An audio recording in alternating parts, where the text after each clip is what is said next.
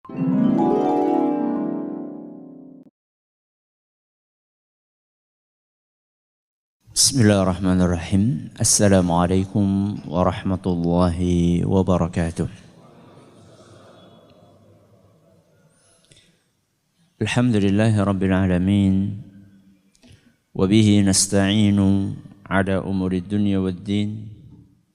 Wa sallallahu ala nabiyyina Muhammadin wa ala alihi wa sahbihi ajma'in. Amma ba'd. Kita panjatkan puja dan puji syukur kehadirat Allah Tabaraka wa Ta'ala. Pada kesempatan malam yang berbahagia kali ini, kita masih kembali diberi kekuatan, kesehatan, hidayah serta taufik dari Allah Jalla wa Ala, sehingga kita bisa kembali menghadiri pengajian rutin tafsir kita ini di Masjid Agung Darussalam Purbalingga. Kita berharap semoga Allah Subhanahu wa Ta'ala berkenan untuk melimpahkan kepada kita semuanya ilmu yang bermanfaat, sehingga bisa kita amalkan sebagai bekal untuk menghadap kepada Allah Jalla wa Ala. Amin.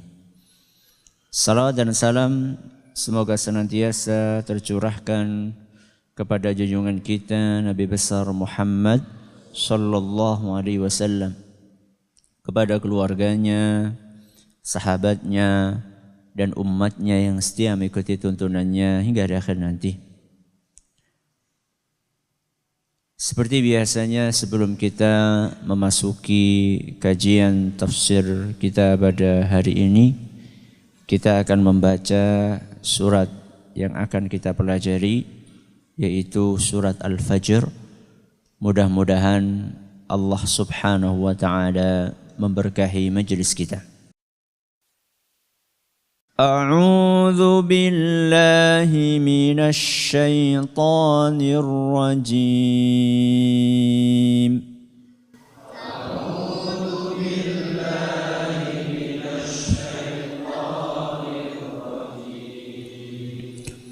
Bismillahirrahmanirrahim.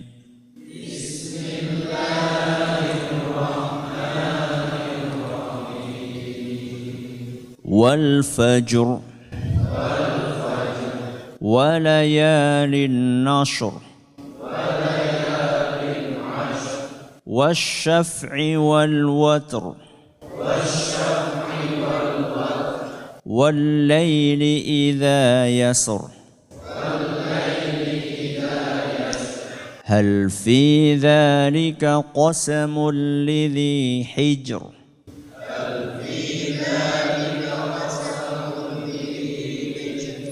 ألم تر كيف فعل ربك بعاد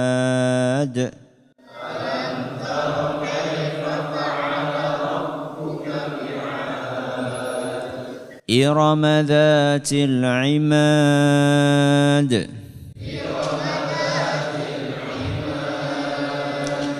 التي لم يخلق مثلها في البلاد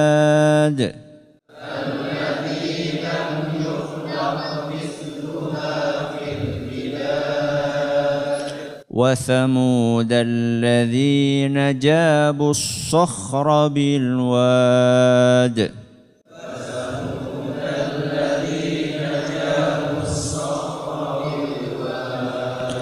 وفرعون ذي الأوتاد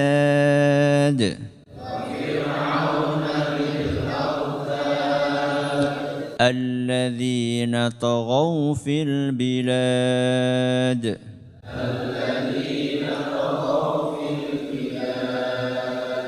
فأكثروا فيها الفساد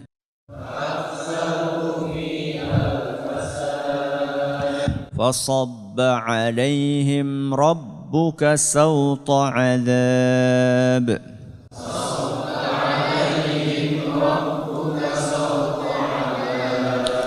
إن ربك لبالمرصاد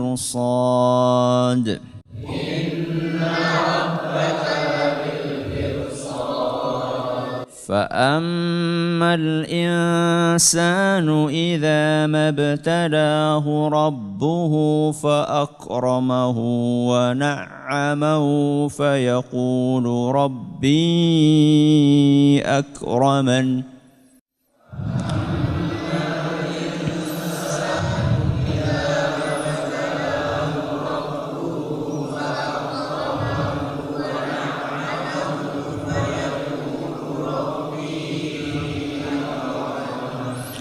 وأما إذا ما ابتلاه فقدر عليه رزقه فيقول ربي أهانن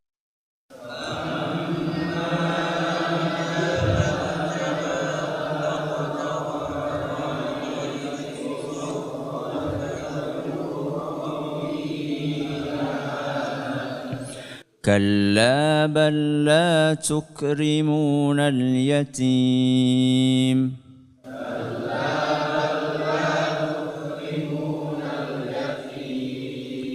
ولا تحاضون على طعام المسكين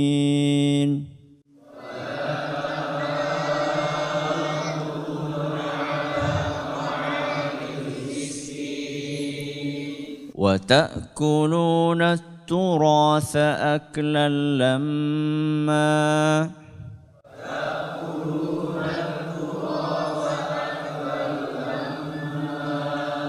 وتحبون المال حبا جما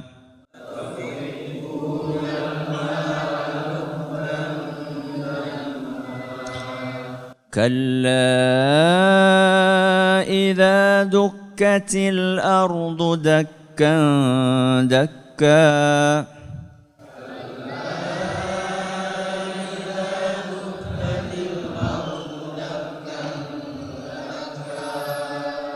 وجاء ربك والملك صفا صفا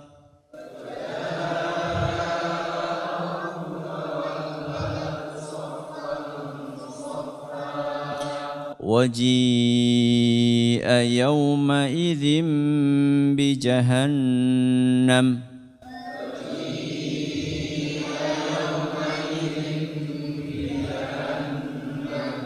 يومئذ يتذكر الإنسان وأنى له الذكرى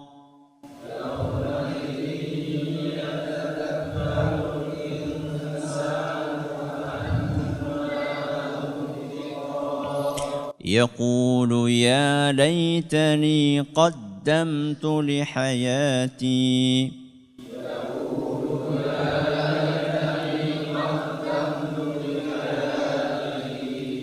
فيومئذ لا يعذب عذابه أحد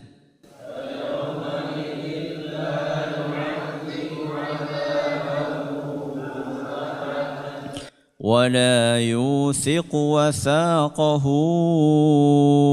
أحد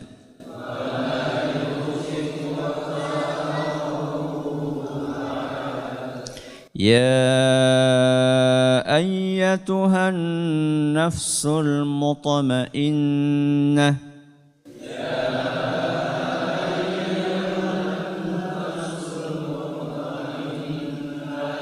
ارجعي إلى ربك راضية مرضية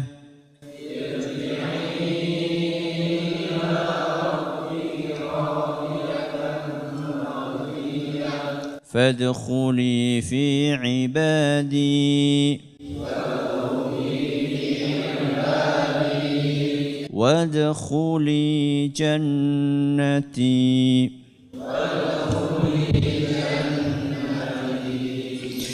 Para hadirin dan hadirat sekalian yang kami hormati dan juga segenap pendengar Radio Insani 88.8 FM di Purbalingga, Purwokerto, Banyumas, Banjarnegara, Wonosobo, Kebumen dan sekitarnya. para pendengar Radio Best FM di Solotigo dan sekitarnya, Radio Roja di Jakarta, di Bandung, di Lampung, di Berau, dan dimanapun Anda berada, para pendengar radio kita di Cirebon dan sekitarnya, Radio Al-Hikmah di Banyuwangi dan sekitarnya, dan juga para pemirsa Roja TV dan Yufid TV yang semoga senantiasa dirahmati oleh Allah Azza wa Jalla. Adakah orang kaya yang beriman? Ada? Adakah orang kaya yang tidak beriman? Adakah orang miskin yang beriman? Adakah orang miskin yang tidak beriman? Contoh orang kaya yang beriman.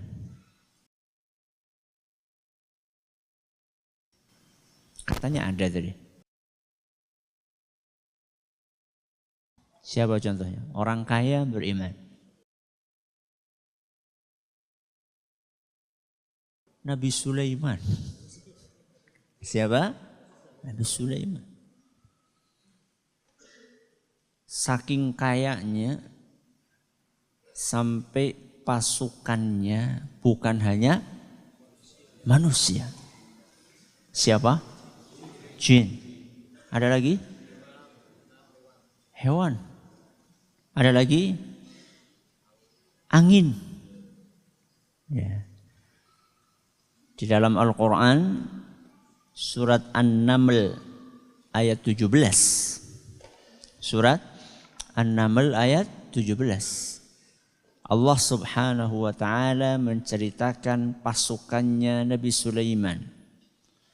Wa husyira li Sulaiman junuduhu minal jinni wal insi wat tayri fahum yuzaun. Dikumpulkan seluruh pasukannya Sulaiman minal jinni, dari kalangan jin, wal insi, manusia, wat tayr, napa tayr, dan burung, fahum yuzaun, berbaris rapi. Manuk baris kepriye jajar. Cuma itu saja tidak. Di dalam ayat lain surat Sad ayat 36, fasakharna lahur rih, dan kami jadikan angin itu patuh kepada Sulaiman. Siapa yang bikin angin patuh? Allah Subhanahu wa ta'ala. Itu contoh orang kaya yang beriman. Kalau orang kaya yang tidak beriman, contohnya Qarun. Saking kayanya Qarun, di dalam Al-Quran surat Al-Qasas ayat 76 diceritakan bahwa kunci gudangnya Qarun itu kalau dibawa oleh 10-an lebih orang-orang yang kuat, mereka tidak akan kuat untuk menggotongnya. Apanya? Kuncinya. Bukan isinya, bukan. Jadi dia punya kekayaan disimpan di gudang-gudang. Setiap gudang ada kuncinya. Kuncinya tok itu kalau dibawa oleh 10 orang kuat-kuat, mereka enggak mampu untuk membawa. Ini orang kaya yang tidak beriman. Jadi orang kaya yang beriman ada, orang kaya yang tidak beriman juga ada. Kebalikannya, orang miskin yang beriman ada? Ada? Ada. Contohnya Ahlus Suffah. Pernah dengar istilah itu? Ahlus Suffah itu, suffah niku kinten-kinten nggih, artose nggih emperan. Emperan apa? Emperan Masjid Nabawi. Jadi pada zaman Rasul SAW, para sahabat yang tidak punya rumah, yang tidak punya keluarga, mereka itu nginepnya di mana? Di emperan Masjid Nabawi. Makanannya seadanya. Kadang-kadang kalau tidak ada ya tidak makan. Pakaian seadanya. Semuanya serba seadanya. Tapi mereka adalah orang-orang yang tekun beribadah kepada Allah. Walaupun mereka miskin. Contohnya kayak siapa? Ahlus Suffah. Orang-orang emperan Masjid Nabawi. Contohnya kayak siapa? Abdullah ibnu Mas'ud. Bagus. Ada yang lain? Sahabat yang terkenal sekali. Abu Hurairah. Bagus. Ada yang lain? Salman Al-Farisi. Ada lagi? Ada. Abu Dzar Al-Ghifari. Dan masih banyak yang lainnya. Nah, itu orang miskin yang beriman. Orang miskin yang tidak beriman, contohnya, gari ndolet nang dalan mbok akeh. Nun sewu yang pada tidak sholat. Ya. Sudah miskin tidak sholat pula. Pertanyaannya, orang kaya yang beriman ada, orang kaya yang tidak beriman ada, orang miskin yang beriman ada, orang miskin yang tidak beriman ada. Orang kaya yang beriman itu kekayaannya dari siapa? Allah. Orang kaya yang tidak beriman, kekayaannya dari siapa? Allah. Orang miskin yang beriman, siapa yang menakdirkan dia miskin? Allah. Orang miskin yang tidak beriman, siapa yang menakdirkan dia miskin? Allah. Berarti Allah bisa memberikan kekayaan kepada siapapun. Entah dia orang yang beriman maupun yang tidak beriman. Entah dia orang Islam maupun bukan orang Islam. Kalau masalah kekayaan, Allah enggak pilih-pilih. Mau dia beriman, mau dia tidak beriman. Mau dia beragama Islam, mau dia tidak beragama Islam. Semuanya bisa diberi kekayaan oleh Allah Subhanahu wa ta'ala. Kalau keimanan itu hanya orang-orang istimewa yang akan Allah berikan kepadanya. Kalau kekayaan siapa saja bisa. Dan siapapun berpeluang untuk mendapatkan kekayaan dari Allah. Entah dia beriman atau tidak beriman. Akan tetapi hidayah. Kesolihan itu hanya diberikan kepada manusia-manusia yang spesial dan istimewa di sisi Allah Azza wa Jalla. Di dalam sebuah hadis yang diriwayatkan oleh Imam Al-Hakim, dan isnad hadis ini dinyatakan sahih oleh beliau, oleh Imam Al-Hakim, dan juga oleh Imam Al-Zahabi dan Syekh Al-Albani. Nabi kita sallallahu alaihi wasallam bersabda, "Wa inna Allaha yu'ti dunya man yuhib wa man la yuhib." Allah Subhanahu wa ta'ala akan memberikan harta dunia kepada orang yang dia cintai dan orang yang tidak dia cintai. Apa kata Nabi SAW?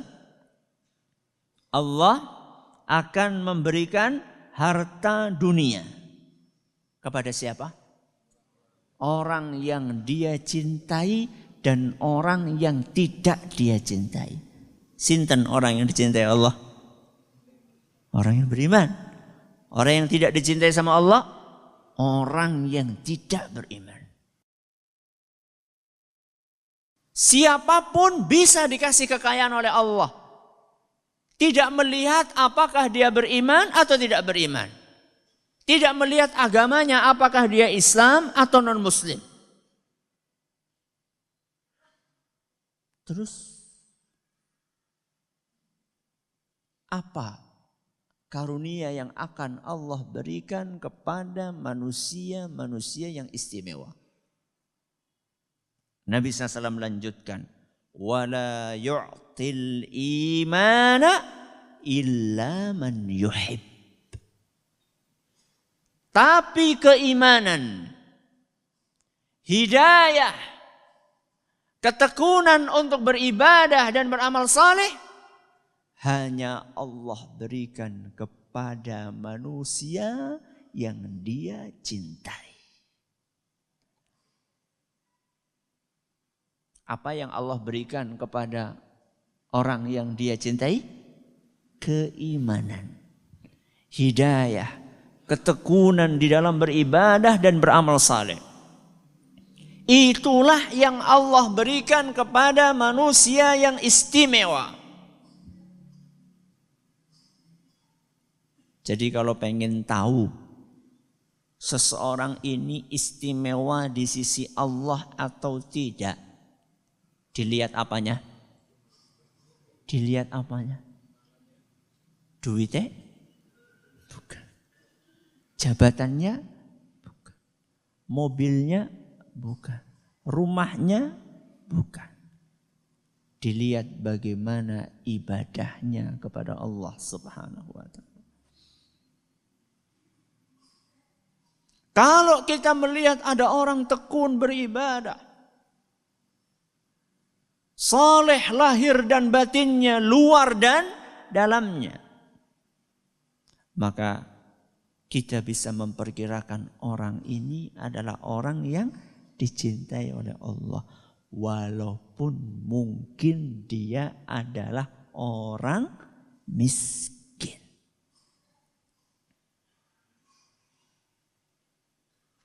Berarti orang yang dicintai oleh Allah mesti miskin? Belum tentu. Ada juga orang-orang yang dicintai oleh Allah tapi kaya raya. Contohnya siapa tadi?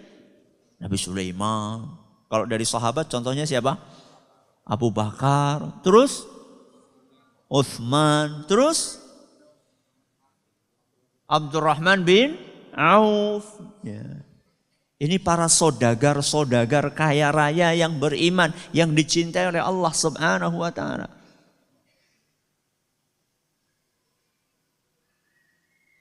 Sehingga ketika ada orang kaya raya, rizkinya lancar jaya,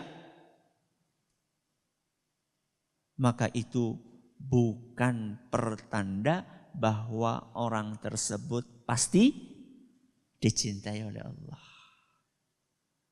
Sebaliknya, kalau kita melihat ada orang miskin,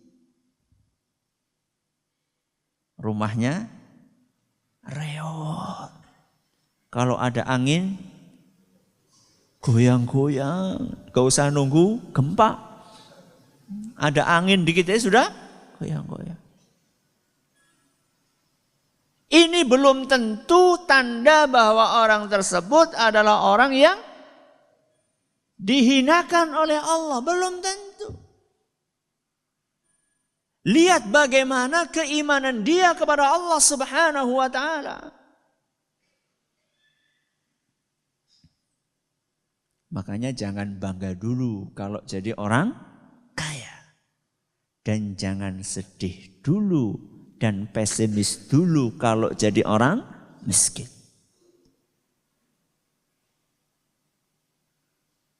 Kalau jenengan suruh milih pengen jadi apa? Pengen jadi orang kaya apa orang miskin? Kaya titik, kaya tok ya gue. kaya dan beriman. Gitu dong. Masa kaya toh? Kaya siapa? Kaya Korun apa kaya Nabi Sulaiman gitu loh. Kalau pengen milih, jadilah orang yang kaya tapi beriman. Akan tetapi kekayaan dan kemiskinan, itu yang menentukan adalah siapa? Allah Subhanahu wa ta'ala. Ada saja orang yang kerja siang malam banting tulang, peras keringat. Tapi ya tetap miskin. Ada orang yang kerjanya Masya Allah cuma tanda tangan toh. Tapi jadi wong sugih. Yes, aku tak nyontoh tanda tangan. Siapa sih harap mengaku tanda tangan? Ya.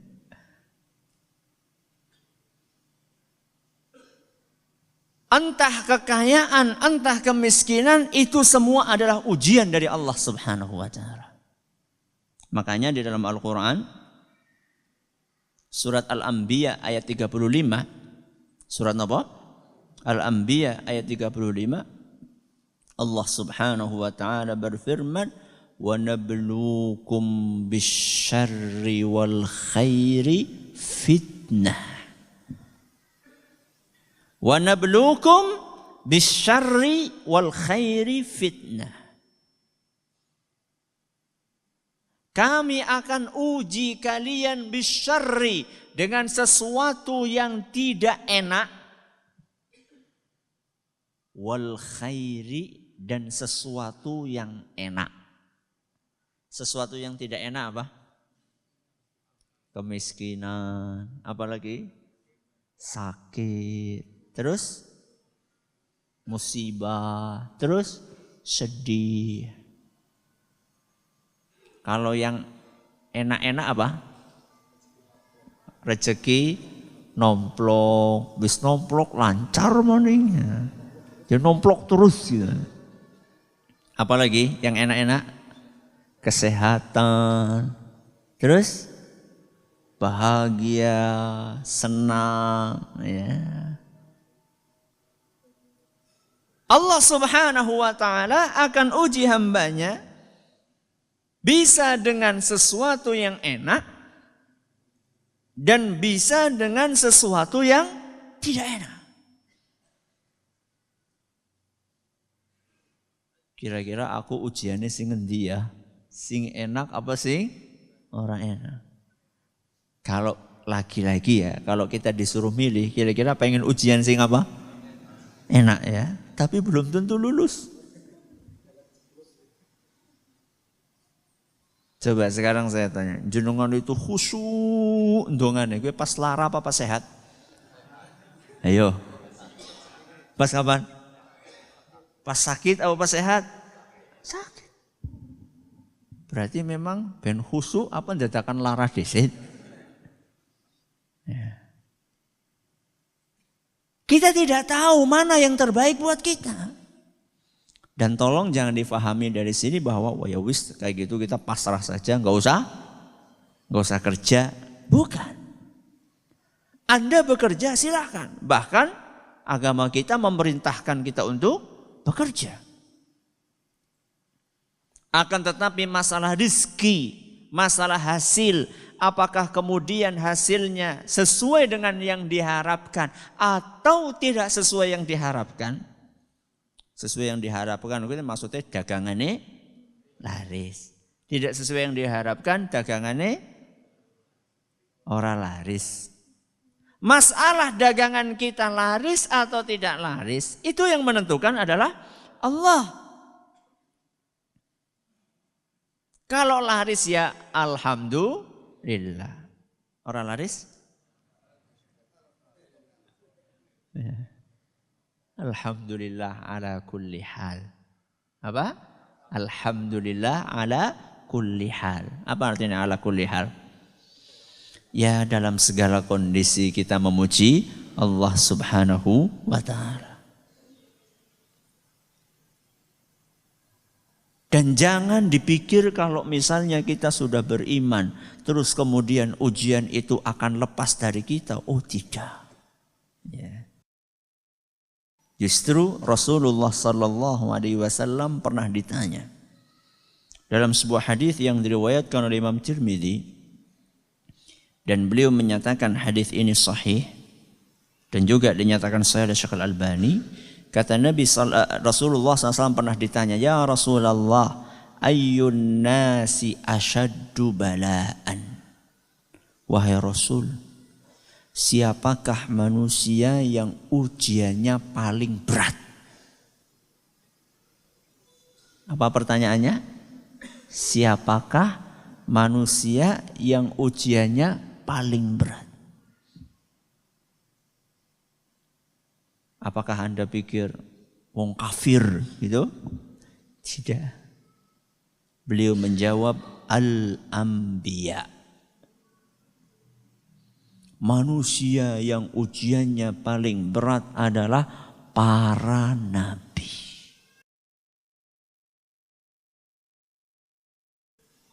Para nabi itu kan puncak keimanannya manusia. Jadi manusia yang paling tinggi imannya itu siapa? Para nabi, para rasul. Terus siapa lagi wahai Rasul? Summal amsalu fal amsal. Terus di bawahnya, jadi kalau tadi ujian yang paling berat, di bawahnya lagi yang level ujiannya lebih rendah dibandingkan para nabi siapa? Orang yang imannya di bawah mereka. Terus siapa lagi? Orang yang imannya di bawahnya lagi. Fayubtala ar-rajulu ala hasabi dinih. Masing-masing orang akan diuji sesuai dengan kadar keimanan yang dimilikinya. Wa in kana dinuhu salban ishtadda bala'uhu. Seandainya imannya kuat, maka ujiannya pun akan semakin berat. Wa in kana fi dinihi riqqatun nubtuliya ala hasabi dinih. Dan seandainya imannya tipis, maka ujiannya pun sesuai dengan kadar keimanan yang dimilikinya. Milih sing endi? Milih yang mana? Hah? Mikir dulu ya. Milih yang mana? Milih sesuai dengan apa yang ditakdirkan Allah. Loh Ustaz, imannya tambah tinggi kok malah ujiannya tambah berat. Nah kayak gue ya mendingan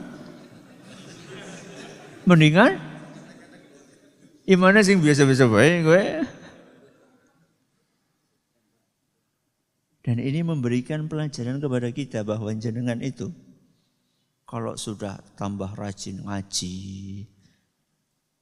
dulunya nggak pernah ngaji, sekarang apa? Rutin ngaji. Dulunya sholatnya bolong-bolong, sekarang sholatnya Masya Allah rapot. Ibu-ibu dulunya nggak jilbaban, sekarang jilbaban, bahkan rapet jilbabnya. Jangan Anda pikir kalau sudah sedemikian rupa, kemudian lantas nggak ada ujian. Malah ujiannya tambah abot. Kayak neng esoknya orang mangkat ngaji guys. Begitu? Begitu atau tidak? Tidak. Kira-kira Allah ketika iman seorang semakin tinggi, ujiannya semakin berat. Kira-kira Allah itu ada maksudnya enggak? Ada tujuannya atau tidak? Ada. Gak mungkin Allah melakukan sesuatu tanpa tujuan. Tidak ada. Ya. Allah itu Al-Hakim. Al-Hakim itu yang maha hikmah, yang maha bijak. Setiap apa yang ditakdirkan itu pasti ada hikmahnya. Ya.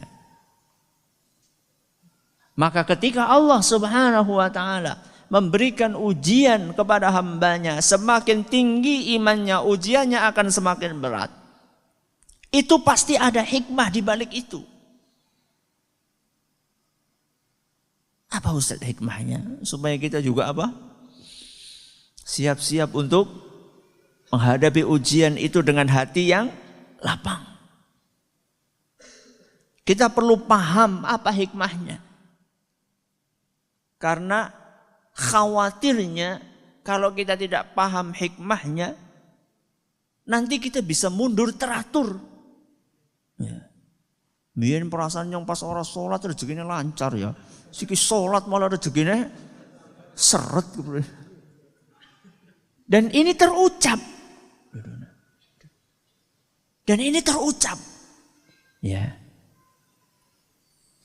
Pernah suatu saat saya diantar ke suatu tempat hadir pengajian gitu ya. Kemudian dia cerita tentang temannya yang dulu preman. Sekarang sudah tobat. Preman itu ngeluh, mantan preman, maaf. Mantan preman itu ngeluh, biyen pas lagi preman duitku akeh. Siki wis ora preman malah wangel banget golek duit. Ketahuilah bahwa Allah Subhanahu wa taala memberikan ujian sesuai dengan kadar keimanan seseorang. Semakin tinggi imannya, ujiannya semakin berat. Itu sebagai bentuk kasih sayang Allah kepada hambanya.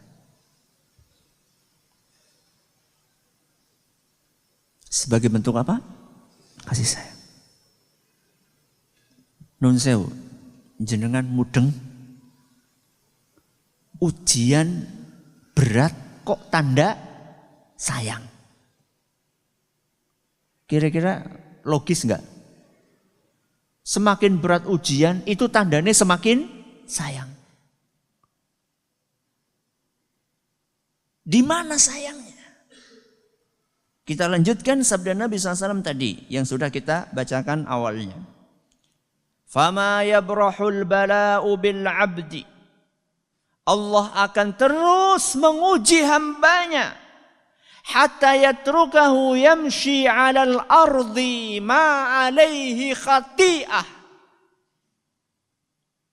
Allah akan terus memberikan ujian kepada hambanya sampai dia berjalan di atas muka bumi dalam keadaan tidak punya dosa. Apa maksudnya? Dengan ujian itu Allah ingin membuat hambanya bersih dari dosa-dosa. Sehingga ketika Allah mencabut nyawa orang itu, Allah cabut dalam keadaan sudah bersih. Maka ketika dia meninggal dunia, dia akan mendapatkan sambutan fadkhuli fi ibadi wadkhuli jannati. Tanpa ada siksaan yang akan dia rasakan di akhirat. Maka jamaah yang kami hormati, poin terpenting yang ingin saya sampaikan dari kajian pembuka tafsir Al-Fajr ini, bahwa ketika Anda kaya, itu bukan tanda bahwa Allah itu sayang kepada Anda. Bukan tanda satu-satunya. Dan ketika Anda miskin, itu bukan tanda bahwa Allah itu benci kepada Anda. Terus tandanya apa Ustadz? Ibadah. Kalau Anda menjadi orang kaya, tapi patuh kepada Allah, beribadah dengan baik kepada Allah, mudah-mudahan itu tanda bahwa Allah sayang kepada kita. kalau kita miskin. Lihat, apakah kita rajin beribadah? Kalau rajin beribadah, maka ketahuilah bahwa itu bagian ujian dari Allah Subhanahu wa taala untuk mengurangi dosa-dosa kita. Tapi kalau ternyata sudah miskin, gak mau sholat, itu pertanda sengsara dunia akhirat. Di dalam surat Al-Fajr, Allah firmankan, fa'ammal insanu idza mabtalahu rabbuhu fa'akramahu wa na'amahu fayaqulu rabbi akraman. Kebanyakan orang itu kalau dapat nikmat, saya ini orang yang mulia, ki wong pancen disayang banget nang Allah. Belum tentu. Wa amma idza mabtalahu faqadara alaihi rizqahu fayaqulu rabbi ahanan. Dan ketika rizkinya sempit, aduh jan Allah ini sudah enggak sayang sama aku. Belum tentu. Maka Allah langsung balas, kalla. Bukan seperti itu pemahaman yang benar. Allah cinta atau tidak cinta bukan diukur dengan kekayaan atau kemiskinan. Tapi Allah cinta atau tidak cinta diukur dari sejauh mana kita taat dan patuh kepada Allah Subhanahu wa ta'ala. Mudah-mudahan bermanfaat buat kita semuanya.